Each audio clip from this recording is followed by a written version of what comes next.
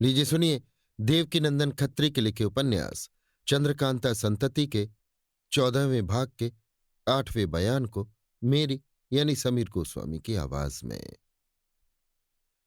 इस जगह हमें भूतनाथ के सपूत लड़के तथा खुदगर्ज और मतलबी अय्यार नानक का हाल पुनः लिखना पड़ा।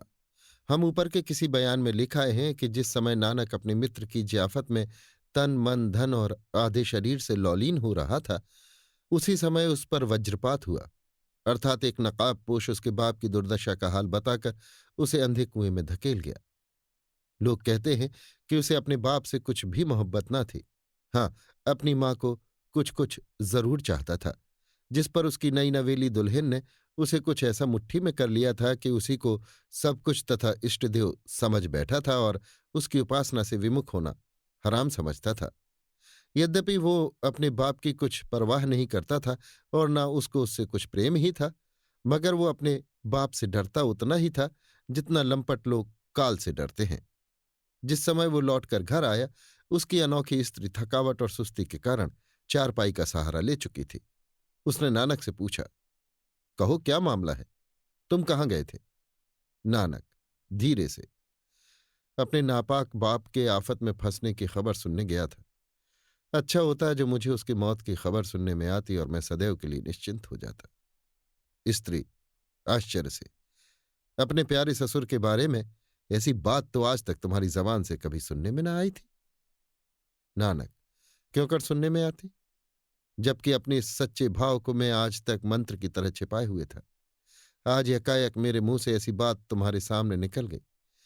इसके बाद फिर कभी कोई शब्द ऐसा मेरे मुंह से न निकलेगा जिससे कोई समझ जाए कि मैं अपने बाप को नहीं चाहता। तुम्हें मैं अपनी जान समझता हूं और आशा है कि इस बात को, जो एकाएक मेरे मुंह से निकल गई है, तुम भी जान ही की तरह हिफाजत करोगी जिसमें कोई सुनने न पावे। अगर कोई सुन लेगा तो मेरी बड़ी खराबी होगी, क्योंकि मैं अपने बाप को यद्यपि मानता तो कुछ नहीं हूं, मगर उससे डरता बहुत हूं, क्योंकि वो बड़ा ही शैतान और भयानक आदमी है। यदि वो जान जाएगा कि मैं उसके साथ खुदगर्जी का बर्ताव करता हूं, तो वो मुझे जान से ही मार डालेगा।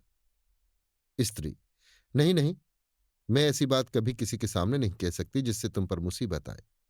हंसकर, हाँ हाँ हाँ, अगर तुम मुझे कभी रंज करोगे तो जरूर प्रकट कर दूंगी।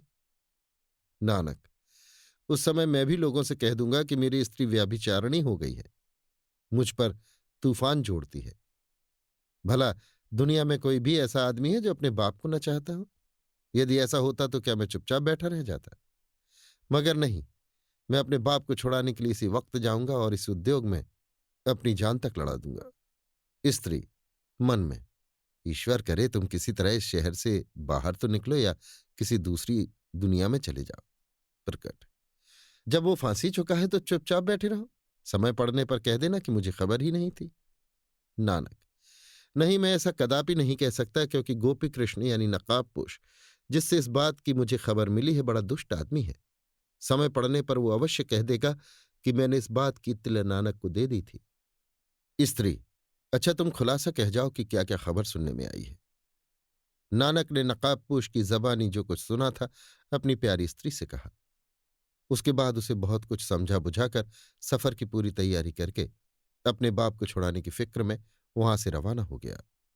भूतनाथ के संगी साथी लोग मामूली न थे, बल्कि बड़े ही बदमाश लड़ाके, शैतान और फसादी लोग थे, तथा चारों तरफ ऐसे ढंग से घूमा करते थे कि समय पड़ने पर जब भूतनाथ उन लोगों की खोज करता तो विशेष परिश्रम किए बिना ही उनमें से कोई न कोई मिल ही जाता था।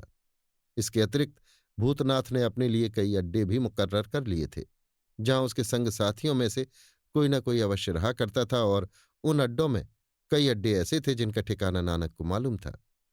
ऐसा ही एक अड्डा गयाजी से थोड़ी दूर पर बराबर की पहाड़ी के ऊपर था, जहां अपने बाप का पता लगाता हुआ नानक जा पहुंचा। उस समय भूतनाथ के साथियों में से 3 आदमी वहां मौजूद थे। नानक ने उन लोगों से अपने बाप का हाल पूछा, और जो कुछ उन लोगों को मालूम था उन्होंने कहा। इत्तेफाक से उसी समय मनोरमा को लिए हुए भूतनाथ भी वहां आ पहुंचा और अपने सपूत लड़के को देखकर बहुत खुश हुआ। भूतनाथ ने मनोरमा को तो अपने आदमियों के हवाले किया और नानक का हाथ पकड़ के एक किनारे ले जाने के बाद जो कुछ उस पर बीता था सब ब्यौरेवार कह सुनाया।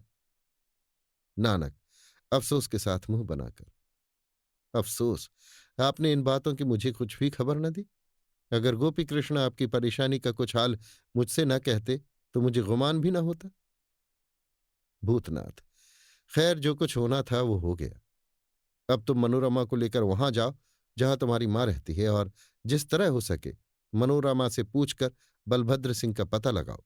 मगर एक आदमी को साथ जरूर लिए जाओ, क्योंकि आजकल तुम्हारी मां जिस ठिकाने रहती है, यद्यपि वहां का हाल तुमसे हमने कह दिया, मगर रास्ता इतना खराब है कि बिना आदमी साथ लिए तुम्हें कुछ भी पता न लगेगा।